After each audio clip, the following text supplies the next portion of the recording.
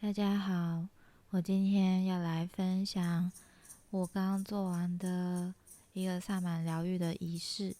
然后也是让大家看一下我平常是怎么工作的。其实我不是特意要录这个影片啊，就是因为我最近在赶明年的展览，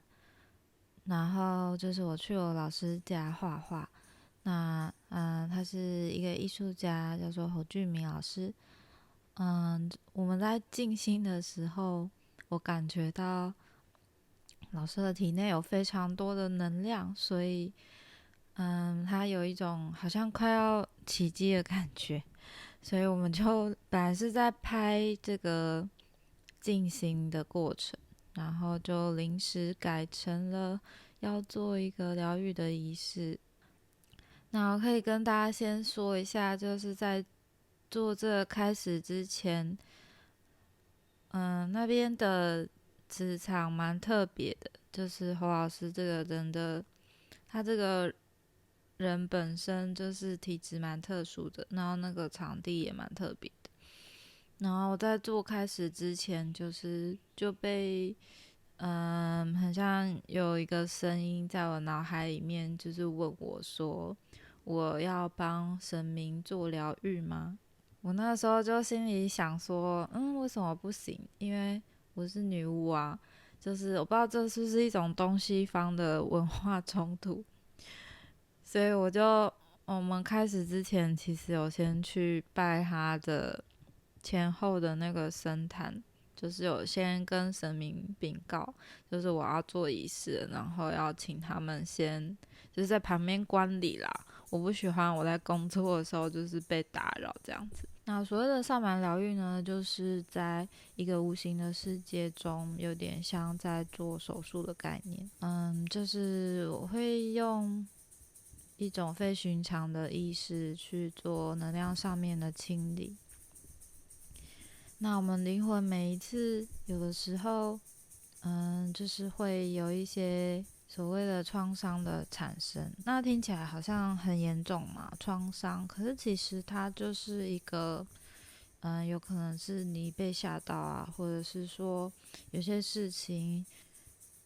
心里过不去，那它有可能就会累积成影响，累积在心中，然后影响到你外在环境的事物的演变，或者是你面对事情的一些处理方式，你会过不去。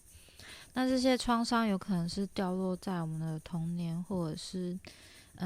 是以前世的经历都有可能。所以其实当事人未必会能够觉察得到。那有时候如果身边有萨满，就是类似从事这种工作的人，那他就可以透过进入一个非寻常意识之中，去把这个创伤的片段找出来，然后做一个灵魂的修复。那很多人都会说，我不知道我没有创伤，或者是我觉得还好，但是这种事情是不可能存在的，各位，就是我们灵魂就很像在打怪，你每走几步就这边掉一些，那边掉一些，所以其实大家的血都一直在慢慢的减少，所以就是你可以把它萨满疗愈想象成就是打电动在补血的一个过程啊。因为有可能就是中间会就是没有血继续玩下去。好，我觉得我现在在讲这个仪式的过程，也好像那个电玩的直播主在说书，就我现在好像一个仪式的直播主在讲自己的录影。什么情况下应该要做萨满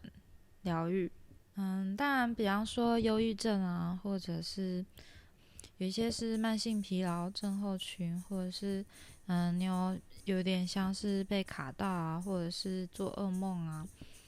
啊，或者是你的可能人生有一些目标，但是却没有办法去把它完成，就很像使不上力的感觉。那我们就可以透过这种方式去让灵魂复原。那灵魂复原之后呢，它自己就会有一些力量。他就知道他应该要往哪里去，或者是他会知道怎么样继续协助你在这个世界里工作。基本上我在做疗愈的时候呢，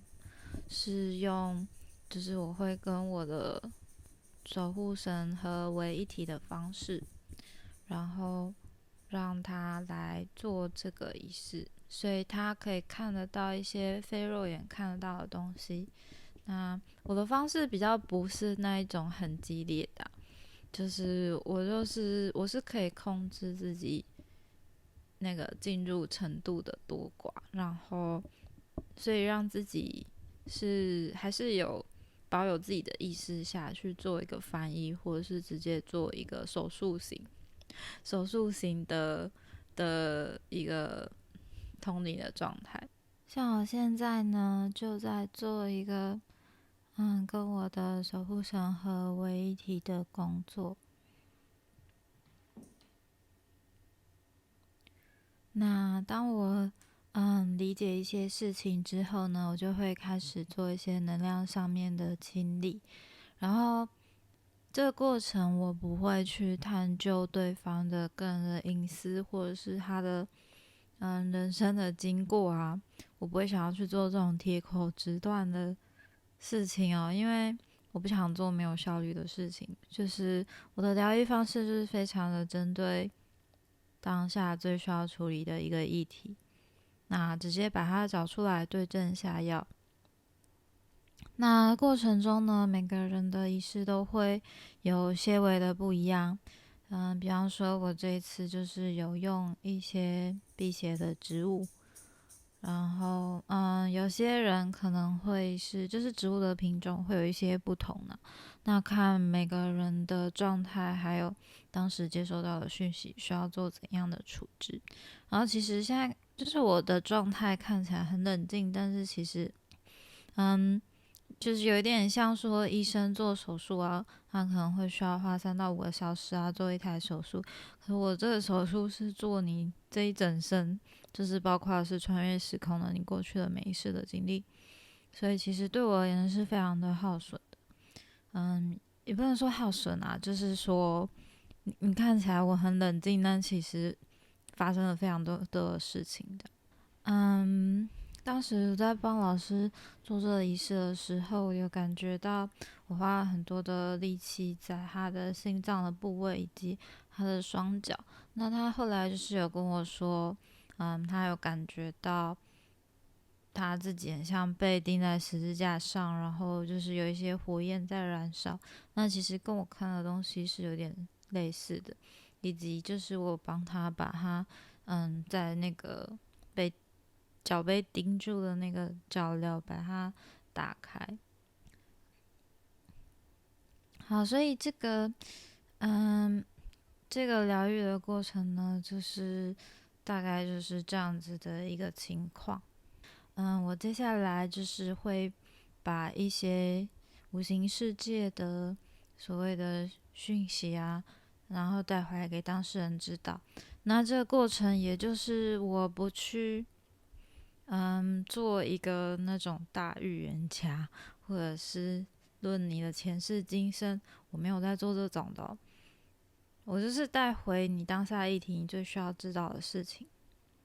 那其他你不需要知道的，就是也不重要。因为我通常呢会用，我有一些仪式的道具，不过因为我们是就是在静坐的情况下突然间发生的，所以我这次没有使用我的道具。有的时候我会在做仪式的时候会听到一些声音或者是一些频率。老师这次比较特别，我不知道是不是因为性别的关系，因为以往我的接触的对象好像大部分都会就是会在做仪式的时候看到一些画面，或是会有情绪涌上来，然后有的人甚至会哭泣啊等等的，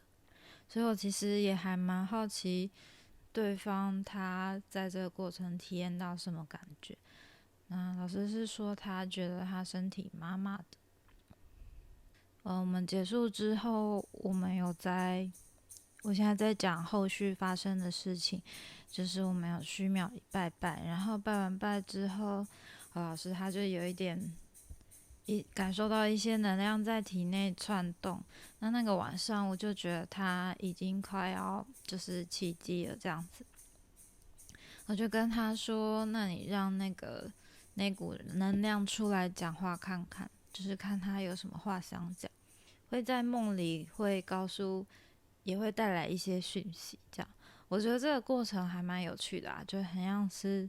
有点像在互相讯息的过程。好，那我后面呢，就是会开始做一些传讯，然后这个工作的介绍就大概到这边，就是都有经过当事人同意才放上来。不知道大家对于就是这样子的疗愈方式有什么想法呢？那当然我知道每个人都有每个人不同的方式去探索自己也好，或是你是一个灵性工作者，就是做这方面的工作都很好，就是没有对错了。那我觉得这次的经验很特别，然后因为我是在准备我明年的展览的时候发生的事情，所以也许我也会把这件事情放到我的创作笔记里面。好，那我今天的分享就到这里，然后后面就是一些传讯的讯息，就谢谢大家的收看，我们下次再见。